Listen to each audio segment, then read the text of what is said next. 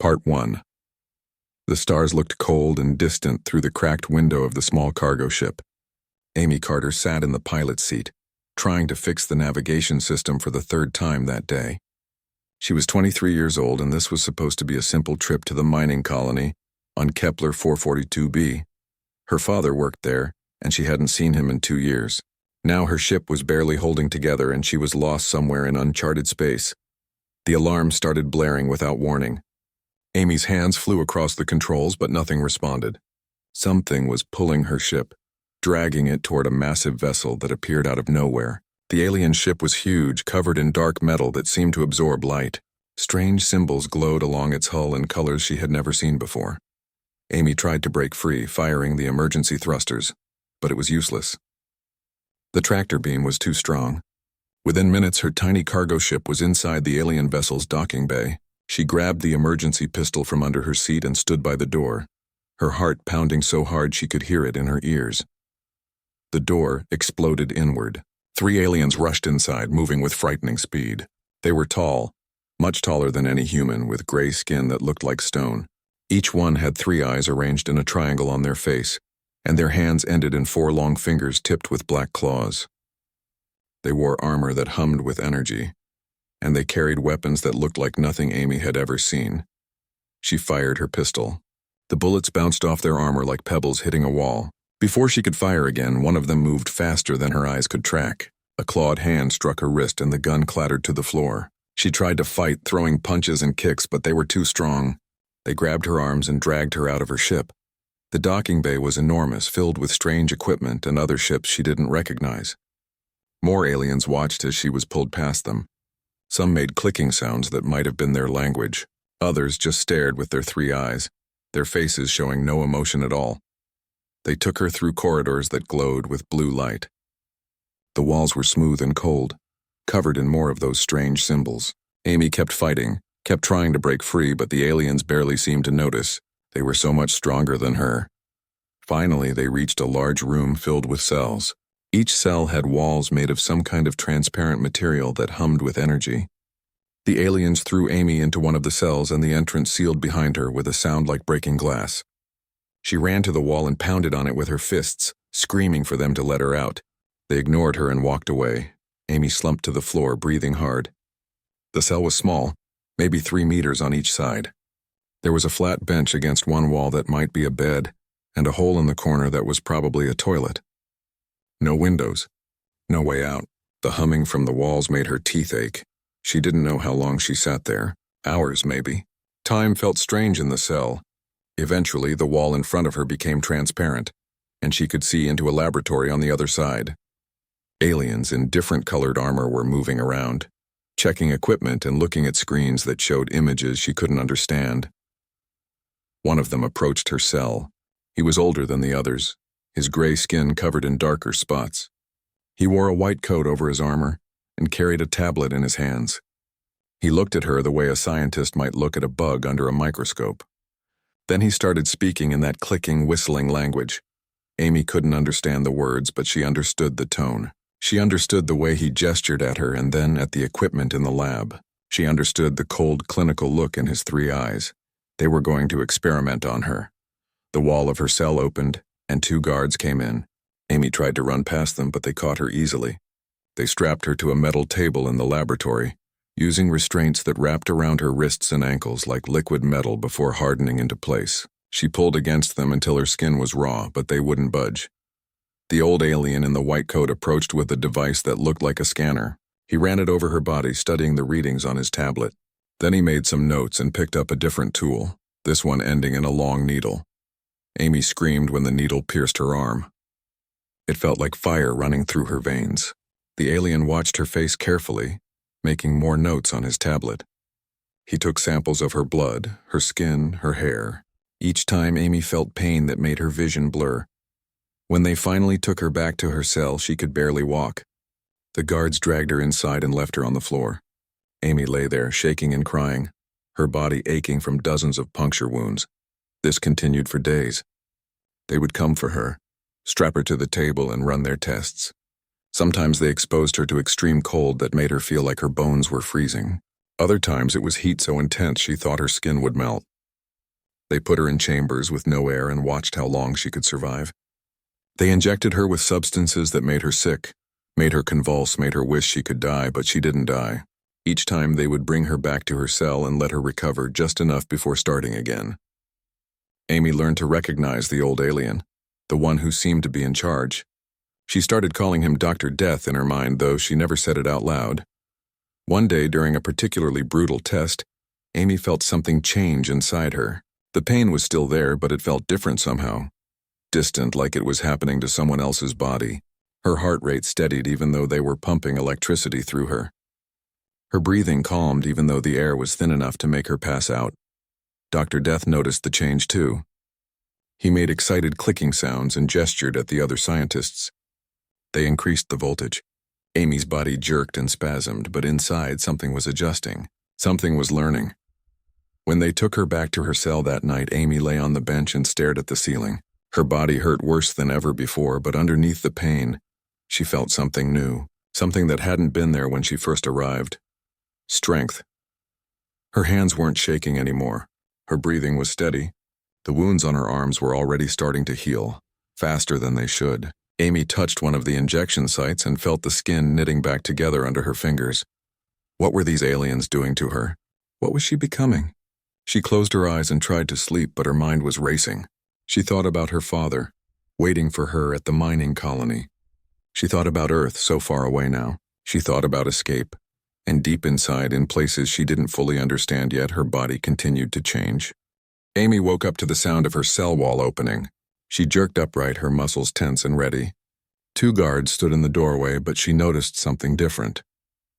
They looked nervous. Their 3 eyes kept darting to each other, and they held their weapons a little tighter than usual. Good, Amy thought.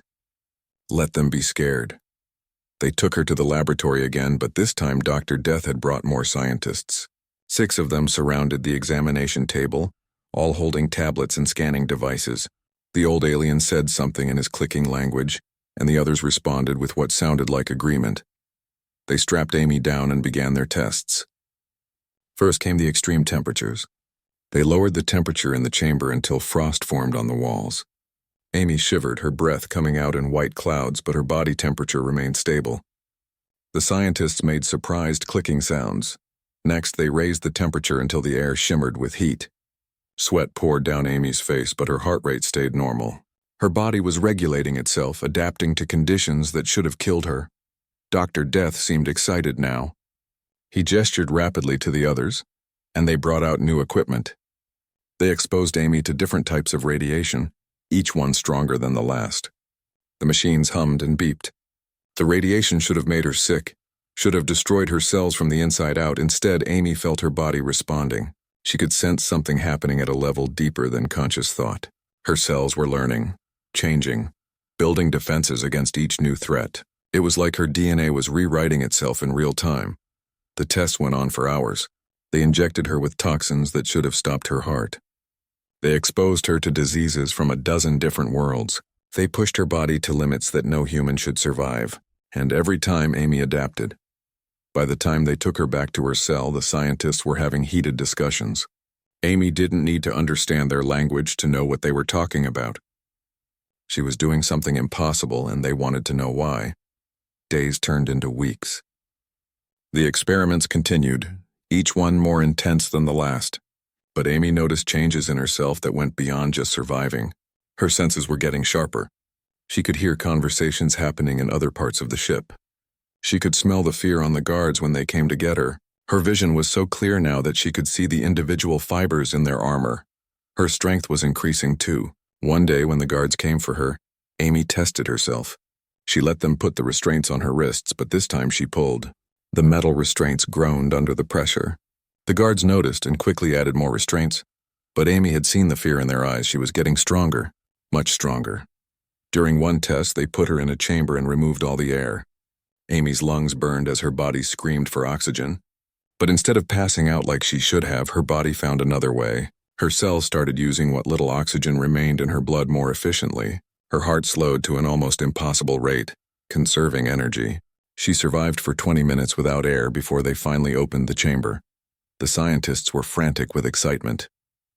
Dr. Death kept gesturing at the readings on his tablet, showing them to the others.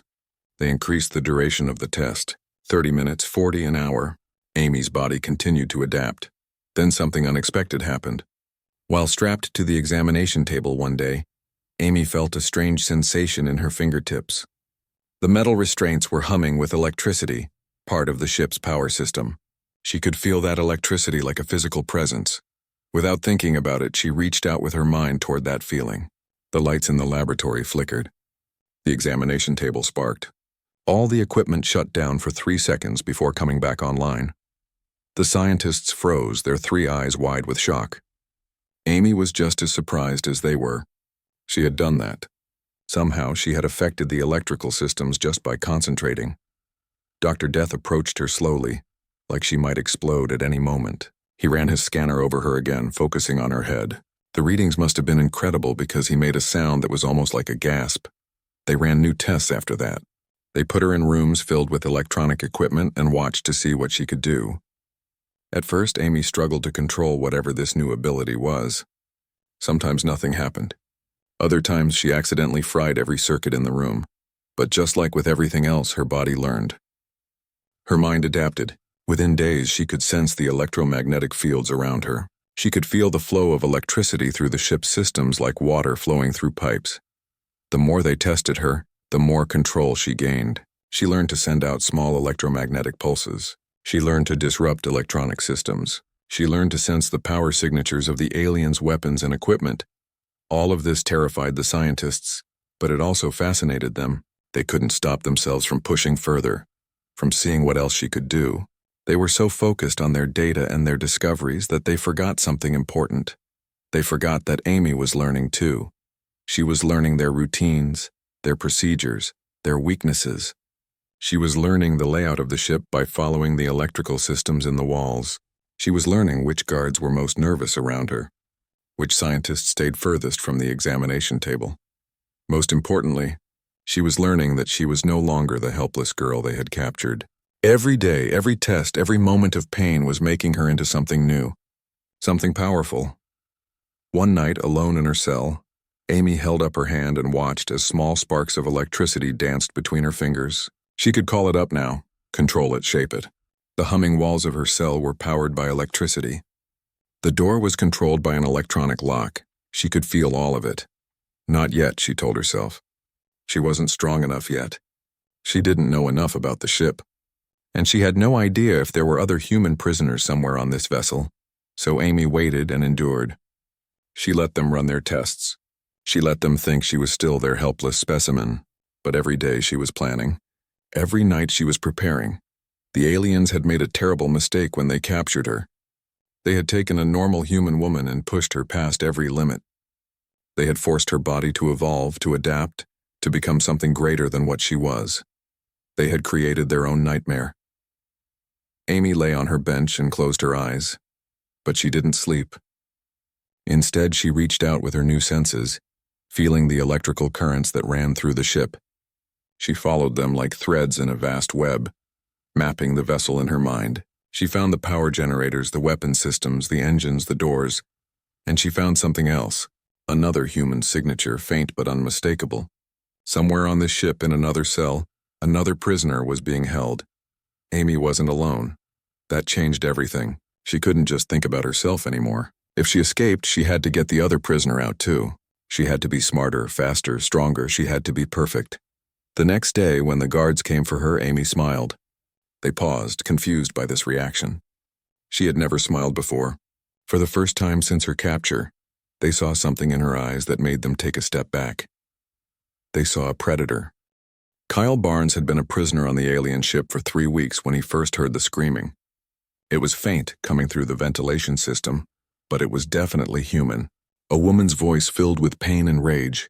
He pressed his ear against the vent in his cell, trying to hear more. The screaming stopped, replaced by the clicking and whistling sounds of the aliens talking. Then silence. Kyle had been captured during a patrol mission. His squad had been exploring the outer rim when the aliens appeared. The fight was brief and brutal. His team had weapons, training, and determination. The aliens had superior technology and overwhelming numbers. Kyle watched his friends die before something hit him from behind and everything went black.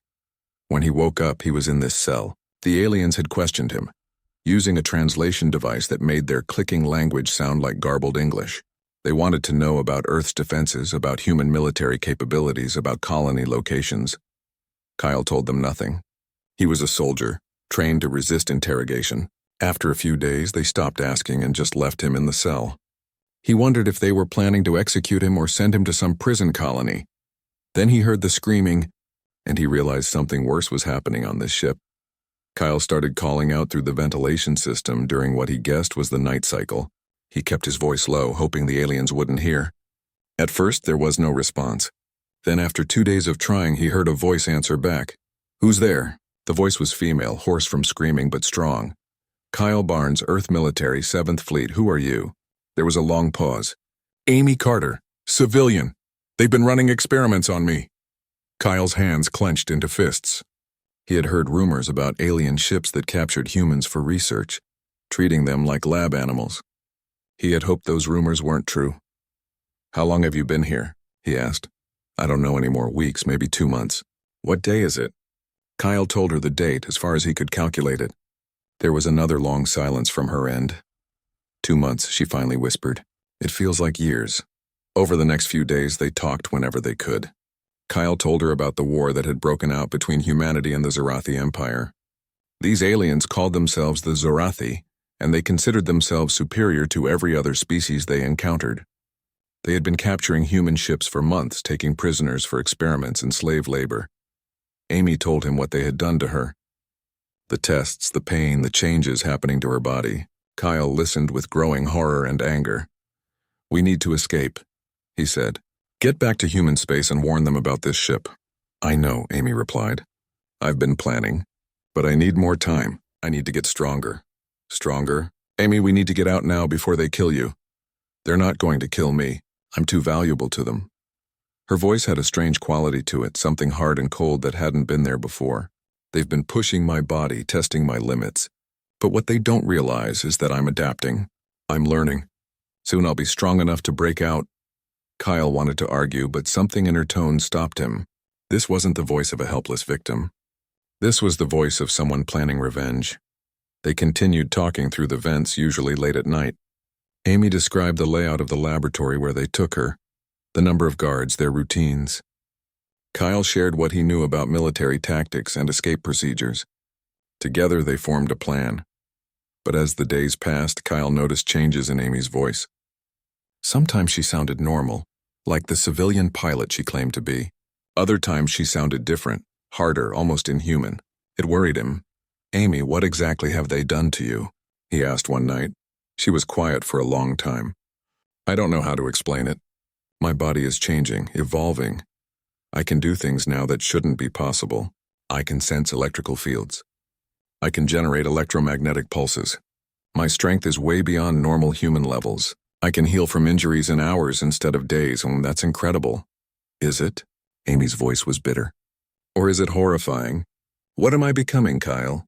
Am I still human?" "Of course you are. You're talking to me right now, planning an escape, worrying about what you're becoming. That's human. That's what separates us from them. I hope you're right." A week later, Amy told him she was ready. The aliens were planning to move the ship to a research station, which meant reduced security and distracted crew. It was the perfect opportunity. "Tonight," she said through the vent.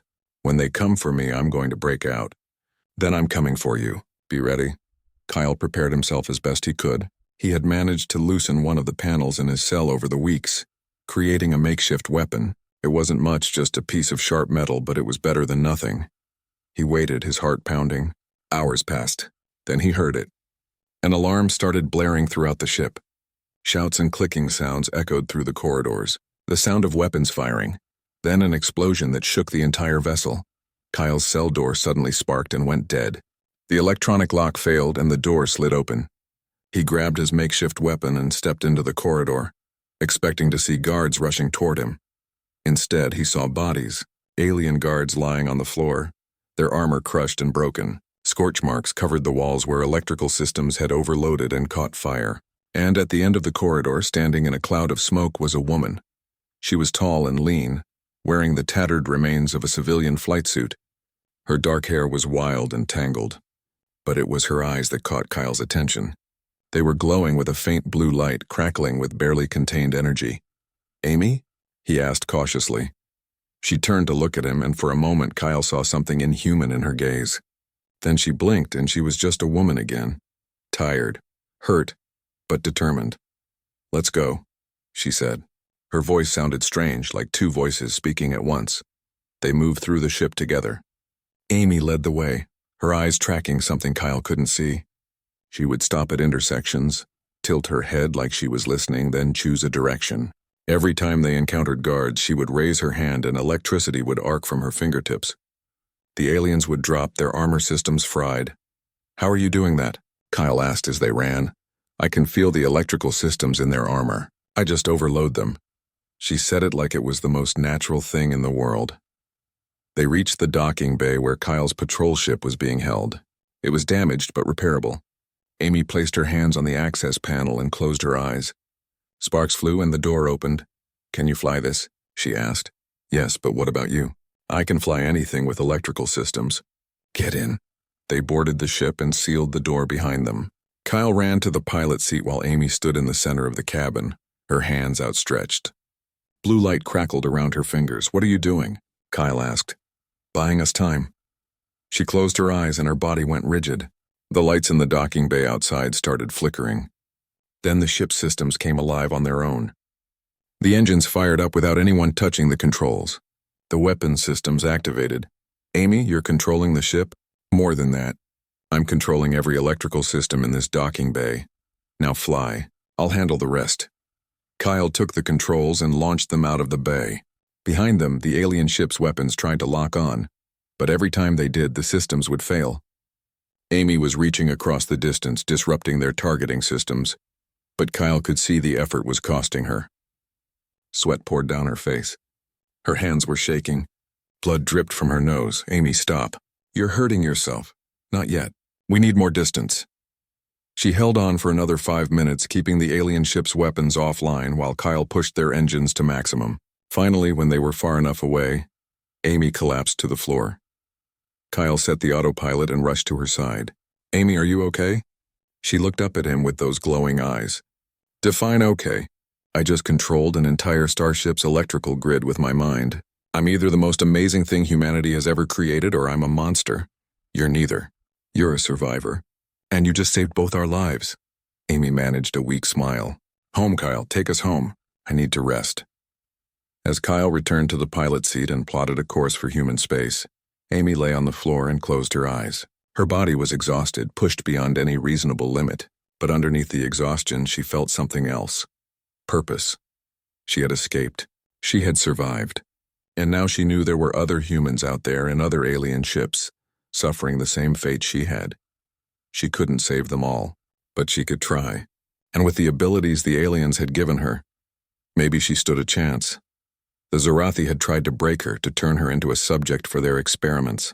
Instead, they had created something they never expected. They had created a weapon. They had created hope. They had created their own ending. The journey back to human space took 6 days.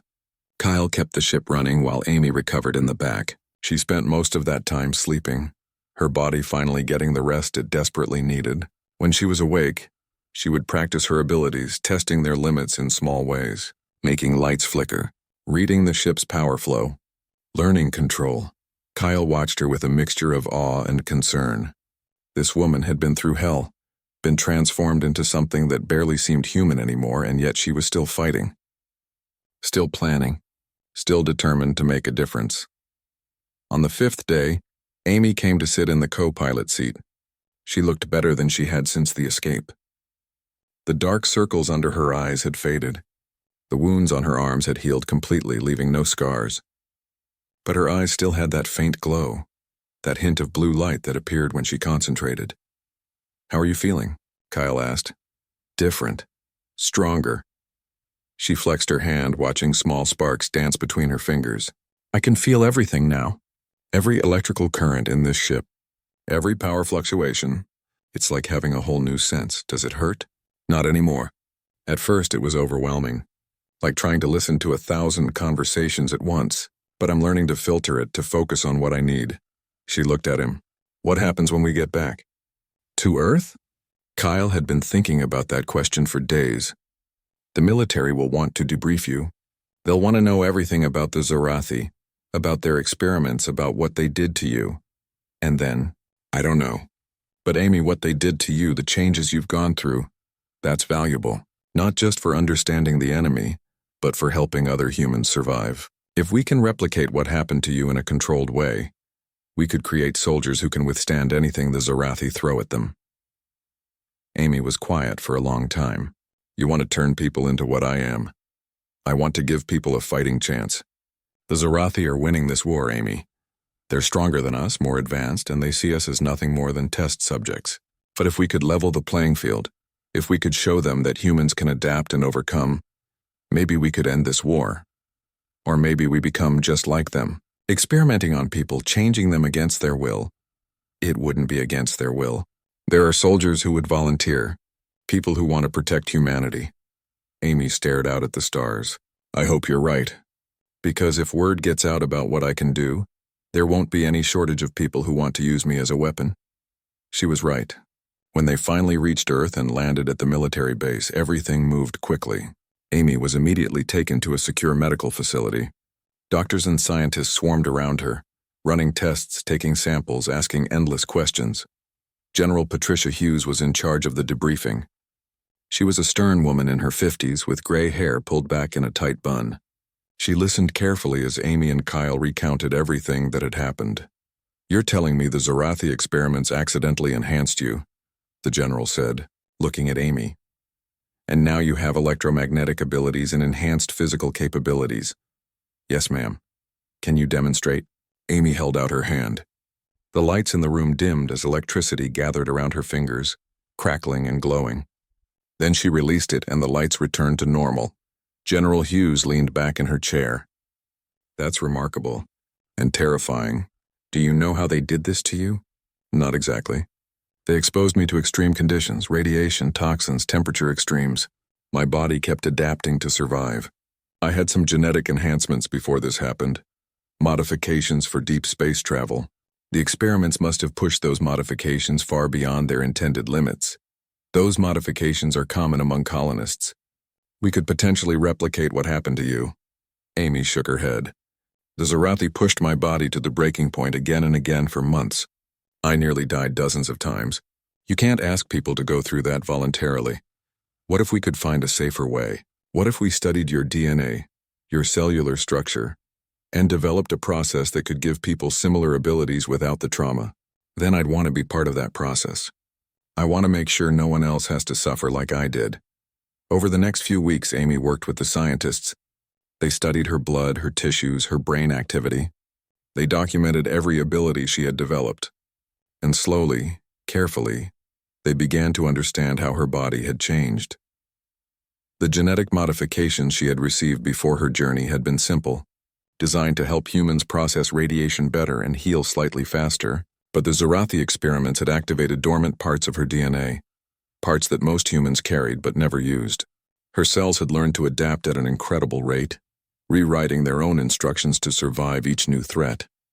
The electromagnetic abilities were even more fascinating. The experiments had somehow altered her nervous system, allowing her to generate and control electrical currents through focused thought. The scientists had theories but no definite answers. Amy was unique, a 1 in a million occurrence, but she wasn't alone for long.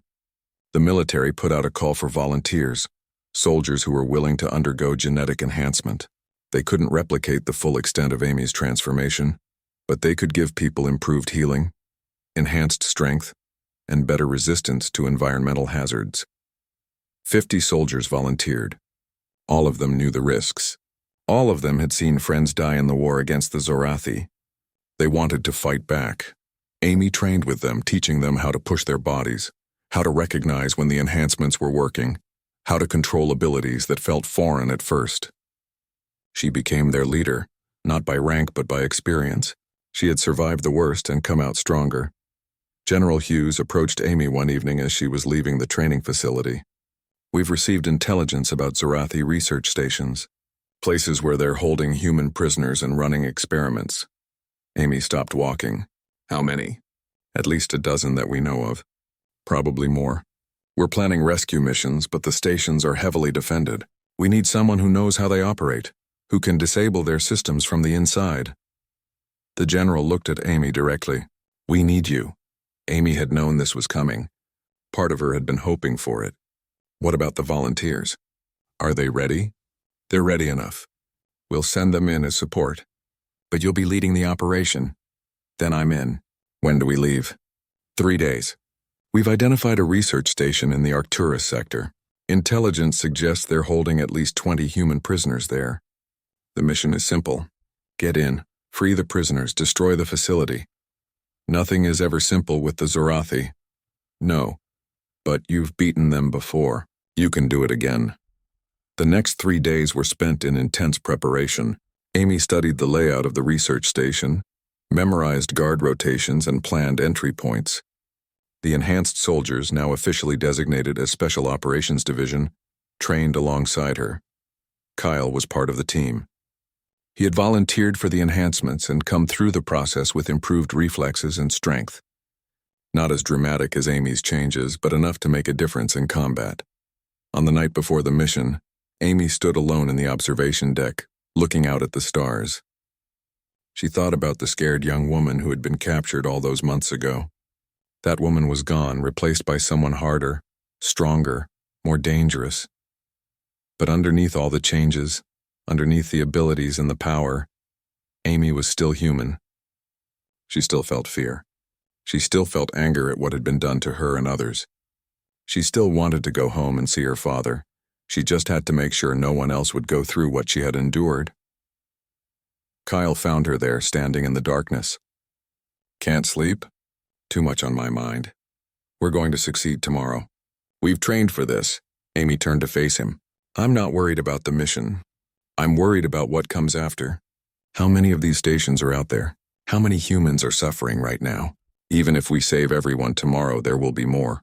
The Zorathi aren't going to stop. Then we keep fighting. We hit them again and again until they learn that humans aren't easy prey, or until we become monsters trying to stop monsters. Kyle put a hand on her shoulder. You're not a monster, Amy. You're a survivor who's fighting to protect others. Don't lose sight of that. She nodded, but inside Amy wasn't so sure. She could feel the power running through her body, the electricity dancing at her fingertips. She could sense every electronic device in the station, could disable them all with a thought if she wanted to. That kind of power changed a person. It made them see the world differently. And Amy knew that once she started down this path, there might be no turning back. But those people in the research station needed help. They were going through the same hell she had endured. If she could save them, if she could give them a chance to go home, then whatever she was becoming would be worth it. Tomorrow, the Zorathi would learn what happened when they pushed humanity too far. They would learn that their experiments had consequences. They would learn to fear the name Amy Carter, and this was just the beginning. The research station orbited a dead moon in the Arcturus sector. From a distance, it looked like a massive ring of dark metal, spinning slowly in the void.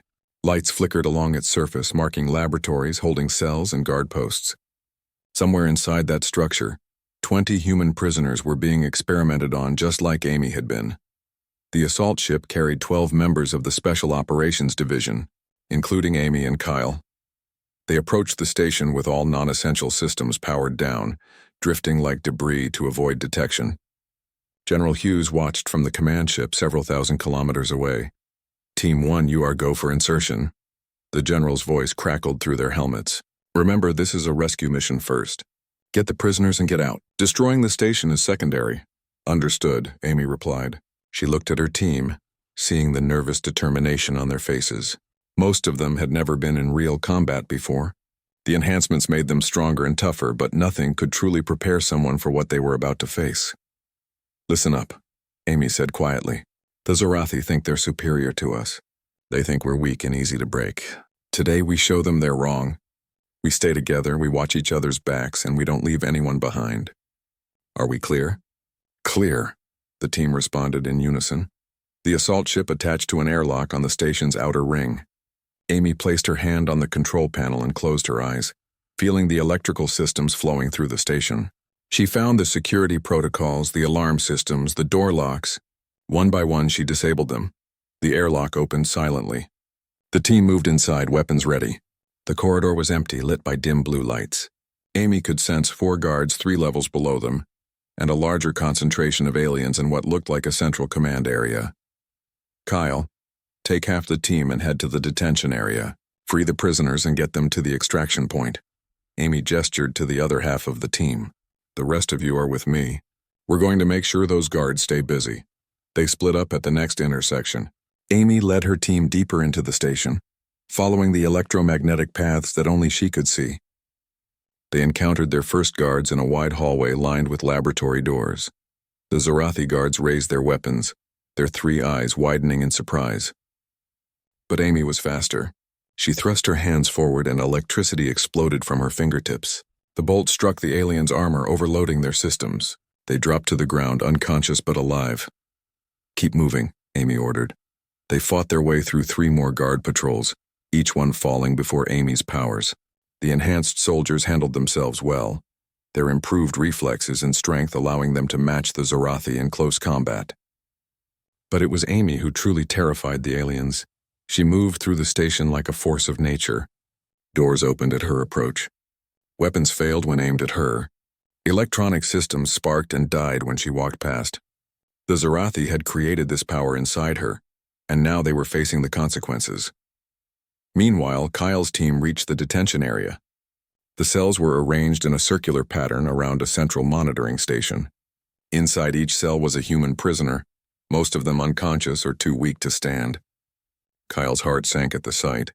These people had been through hell. Get those cells open, he ordered. One of the enhanced soldiers, a woman named Linda Chen, stepped up to the control panel. She wasn't as powerful as Amy, but her enhancements gave her an intuitive understanding of technology. Her fingers flew across the controls, and one by one the cell doors opened. The prisoners stumbled out, confused and afraid. Some of them had obvious signs of experimentation, strange scars or discolored skin. Others looked physically normal but had the haunted expressions of people who had endured psychological trauma.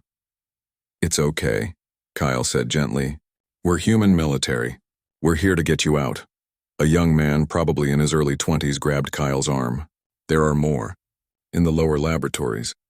They took 3 people this morning. Please, you have to save them. Kyle made a quick decision. Linda, get these people to the extraction point. I'm going after the others. Sir, you should wait for backup. We don't have time. Go. Kyle took 2 soldiers with him and headed to the lower levels. They moved quickly through corridors that became progressively darker and more ominous. Strange sounds echoed from behind closed doors, screaming, mechanical noises, the clicking language of the Zorathi. They found the laboratory at the end of a long corridor. Through the window, Kyle could see 3 humans strapped to examination tables. Zorathi scientists surrounded them, running experiments. One of the humans was convulsing, her body jerking against the restraints. Breach and clear, Kyle ordered. They blew the door and rushed inside. The scientists barely had time to react before the enhanced soldiers were on them. The fight was brief and brutal. Within seconds, the laboratory was secure. Kyle ran to the examination tables and started releasing the restraints. The woman who had been convulsing was unconscious but breathing. The other 2 prisoners were awake but disoriented. Can you walk? Kyle asked them. I think so, one of them mumbled. Then let's move. We're getting out of here. Back in the central command area, Amy and her team had run into serious resistance. More than 20 Zorathi soldiers had fortified their position, using cover and coordinated fire to keep the humans pinned down. Amy crouched behind a fallen support beam, analyzing the situation. The guards had set up energy barriers that would absorb her electrical attacks. They had learned from previous encounters with her. That meant she needed to try something different. She reached out with her senses, following the power lines that fed the entire station. The main generator was 5 levels below her, a massive fusion reactor that powered everything. She could feel its energy, vast and barely contained. This was going to hurt. Amy closed her eyes and pushed her consciousness down through the station's electrical grid. It felt like diving into an ocean of lightning. Every circuit, every wire, every power conduit became part of her awareness. She found the reactor and wrapped her mind around it. Then she squeezed. The lights throughout the station flickered. The energy barriers protecting the Zarathi guards wavered and died. Emergency alarms started blaring. Amy opened her eyes and saw the confusion on the aliens' faces. "Now," she gasped. Her team moved forward, catching the guards off balance. Without their barriers, the Zarathi couldn't withstand the enhanced humans' assault. Within minutes, the command area was secured, but Amy remained on her knees, blood dripping from her nose and ears. The effort of manipulating the reactor had pushed her to her limit. She could feel her body trying to heal itself, trying to compensate for the damage, but it was taking time. "Amy, are you okay?" one of her team members asked. "I will be. Get to the extraction point. I'll catch up. We're not leaving you." "That's an order. Go." Reluctantly, her team moved toward the extraction point. Amy stood slowly, her legs shaking. She needed to destroy this station, to make sure the Zarathi couldn't use it for their experiments anymore. She made her way back to the reactor level, leaving a trail of unconscious guards behind her.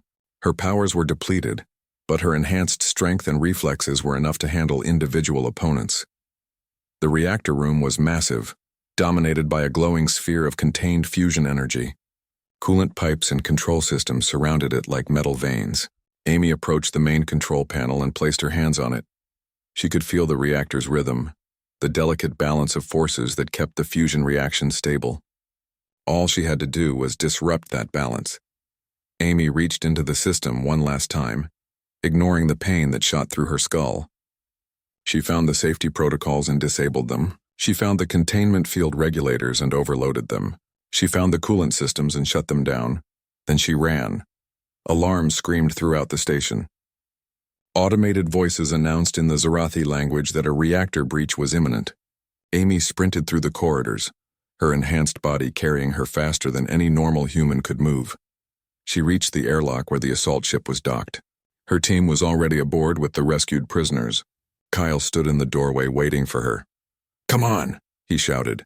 Amy leaped through the airlock and Kyle sealed it behind her.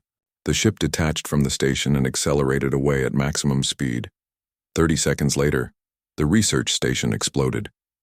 The reactor's containment field failed catastrophically, releasing all that fusion energy in a single devastating burst. The station tore itself apart, pieces of metal spinning off into the void. Amy watched the destruction through the ship's viewport, her body trembling with exhaustion. She had done it. She had saved those people and destroyed the facility. But she knew this was just one station.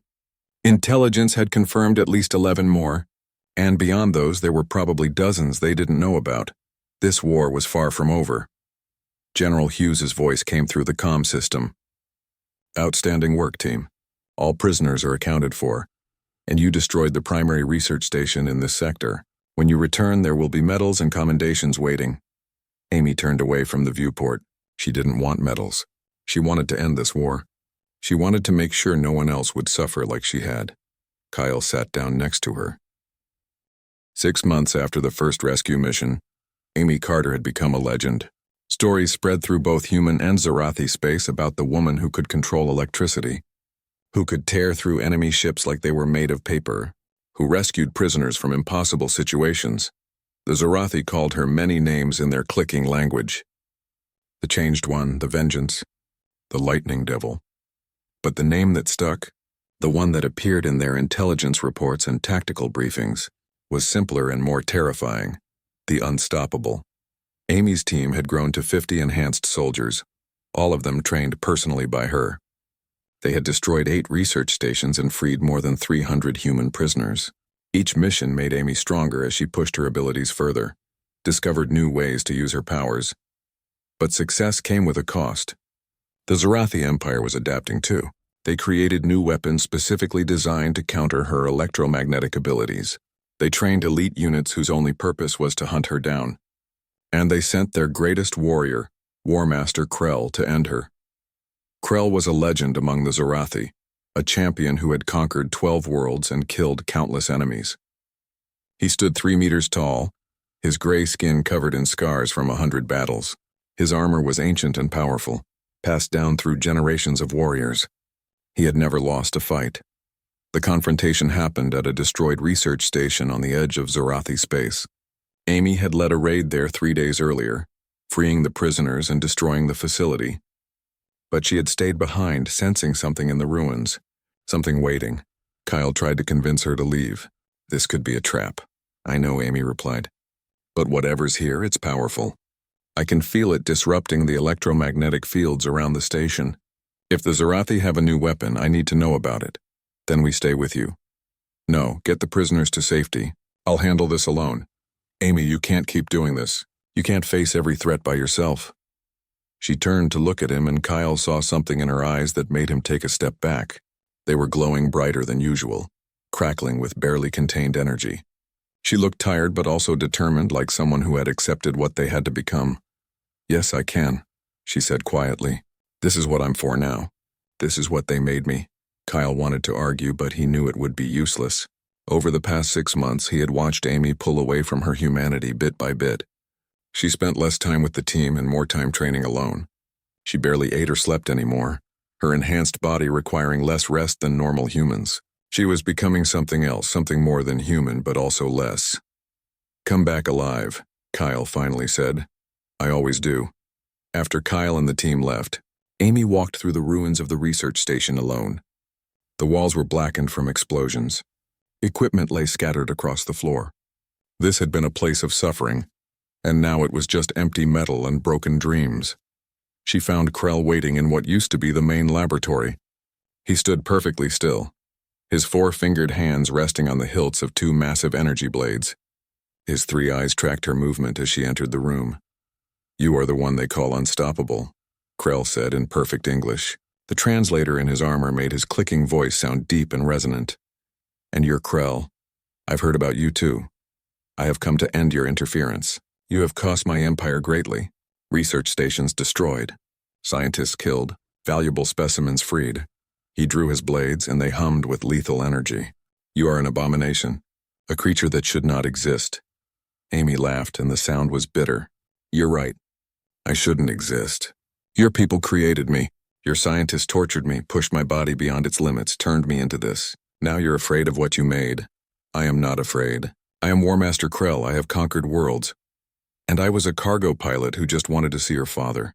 Funny how things change. She didn't wait for him to attack first. Amy thrust her hands forward and lightning exploded from her fingertips. But Krell was ready. His armor absorbed the electrical energy, dispersing it harmlessly. He charged forward with incredible speed. Amy barely dodged the first blade strike. It passed close enough to her face that she felt the heat from the energy field. She rolled to the side and sent another electrical pulse, but again his armor protected him. This wasn't going to work. Krell's armor was specifically designed to counter her primary ability. She needed to be smarter. They circled each other in the ruined laboratory. Krell moved with the confidence of someone who had never lost. Amy moved with the desperate creativity of someone who had survived impossible odds. Krell attacked again, his blades moving in precise patterns. Amy used her enhanced reflexes to dodge, staying just out of reach. She couldn't match his strength directly, but she was faster. She let him think she was retreating, led him deeper into the ruins. Then she found what she was looking for, a damaged power conduit, still carrying energy from the station's backup generators. Amy placed her hand on the conduit and closed her eyes. Instead of generating her own electricity, she pulled power from the entire station. Every remaining circuit, every backup battery, every last spark of energy flowed into her. The lights flickered and died. Emergency systems shut down, and Amy's body became a living battery, crackling with more power than she had ever held before. Krell realized his mistake too late. He raised his blades to block, but Amy wasn't aiming for him. She targeted his armor directly, sending not a pulse but a constant stream of electricity. The armor was designed to absorb electrical attacks, but it had limits. Those limits were exceeded. The armor sparked and smoked. Its energy dispersal systems overloaded. Krell roared in pain as electricity coursed through his body. He dropped his blades and fell to his knees. Amy approached slowly, the energy still crackling around her. She placed her hand on Krell's armor and looked into his 3 eyes. Listen carefully, she said. Every station you build, I will destroy. Every prisoner you take, I will free. Every scientist who participates in these experiments, I will hunt down. Tell your empire that humanity is not prey. We are not subjects for your experiments. We are your equals. And if you continue treating us like animals, we will show you what animals can do when cornered. She released him and stepped back. Krell's armor was ruined, smoking and sparking. He looked up at her with something Amy had never seen in a Zarathi before. Fear. You are no longer human, Krell whispered. You are something else. Something we have never encountered. Maybe. But I still remember being human. I remember what you did to me. And I will never let you do it again to anyone else. Krell struggled to his feet and stumbled away. Amy let him go. She wanted him to return to his empire and tell them what had happened. She wanted them to be afraid. When she emerged from the station, her team was waiting despite her orders. Kyle ran forward, relief clear on his face. We weren't going to leave you, he said. Amy nodded, suddenly feeling exhausted. The fight with Krell had taken more out of her than she wanted to admit. Let's go home. The journey back to fleet headquarters was quiet. Amy spent most of it alone, staring out at the stars. She thought about the woman she used to be, the cargo pilot with dreams of reuniting with her father. That woman felt like a stranger now. When they arrived at headquarters, General Hughes was waiting with news. We've been monitoring Zarathi communications. After your encounter with Krell, something changed. They're pulling back from human space, abandoning research stations. There's talk of peace negotiations. They're afraid, Amy said. Yes, of you. The general looked at her carefully. Amy, what you've accomplished in 6 months is remarkable. You've turned the tide of this war. But I need to ask, are you okay? Amy thought about the question. Was she okay? She could barely remember what normal felt like anymore. Her body ran on electricity and determination. Her mind processed information at speeds that left normal humans confused. She had become a weapon, precise and deadly. I'm alive, she finally said. That's more than I expected when they first captured me. The peace negotiations took 3 months. The Zarathi Empire agreed to cease all experimentation on sentient species. They agreed to return all human prisoners and pay reparations. They agreed to establish clear borders between their space and human space. In exchange, humanity agreed not to replicate Amy's transformation. The genetic enhancements would be limited to the existing Special Operations Division. No one else would be pushed to the extremes that had created Amy. When the treaty was signed, there was celebration throughout human space. The war was over. People could return to their lives without fear of abduction and experimentation. Amy attended the signing ceremony but left early. She found a quiet observation deck and stood alone watching the stars. Kyle found her there. Why aren't you celebrating? You won. You ended the war. Did I? Or did I just scare them into stopping for now? Amy held up her hand, watching electricity dance between her fingers. I've become what they feared most. A human who can match their power. But what happens next, Kyle? What happens when the Zarathi aren't afraid anymore? What happens when they come back? Then we'll be ready. Because of you, humanity knows it can defend itself. And what about me? What do I do now? Can't go back to being a cargo pilot. I can't have a normal life. I'm not really.